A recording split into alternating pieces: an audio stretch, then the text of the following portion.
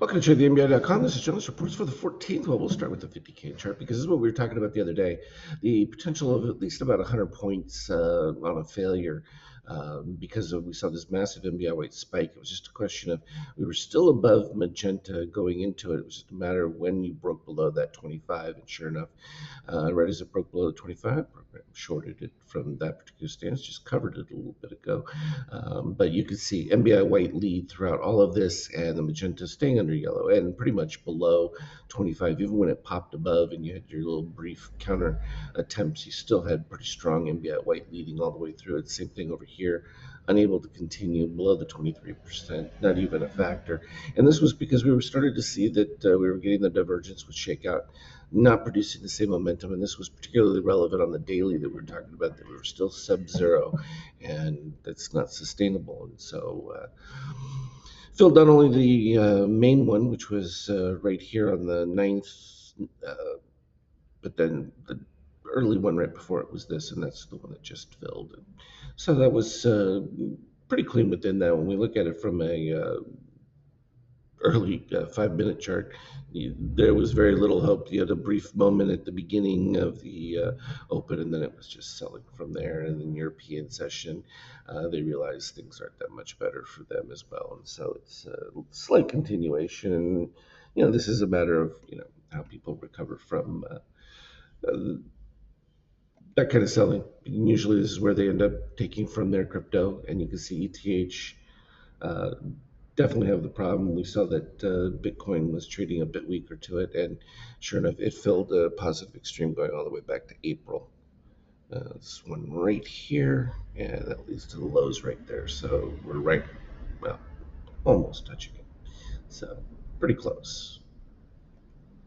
No, it's just pretty clean because we could see that there was difficulties. You're still within a buy configuration overall, but was showing some problems, and they certainly ramped up. And of course, this gets into the politics of things. And now that the government's back open and spending, and what will happen with inflation, we're not getting any help whatsoever from oil. I mean, when you look at this median.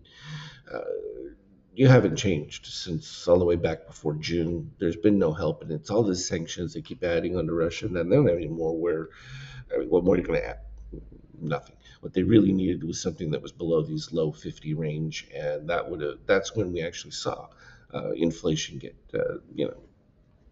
tamped down and modified, but you haven't seen any improvement, and that's been the staggering of you got all this investment coming in, but as we've talked about, it's not going to happen impact wise until middle of next year probably. And the Fed being so late in cutting early when they saw the problems, and they just kept hoping for inflation from tariffs that didn't come, and they just messed up as usual. They're always late, and they're still talking about being hawkish. So they always wanted to maintain higher rates because they needed to improve their balance sheet, and so it was not really as much about what the economic readings were. They didn't really care. They were more concerned about their balance sheet because it was pretty clear. You could see it from the numbers. And of course, now we still are waiting for the updated numbers with the government having been shut down for a month, and how long it will take to get that.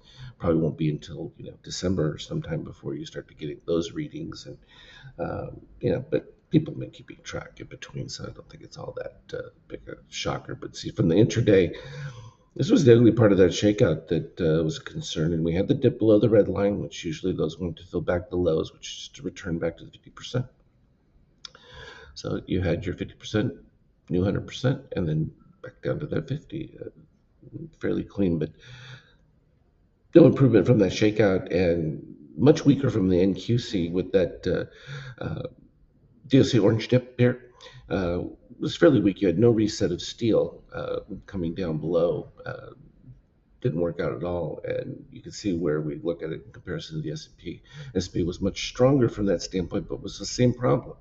You're approaching new highs with a negative shakeout. It never goes well. So that's the long and the short of it for now. As always, anything relevant, I'll put on the team chat. Have a good one. Trade well.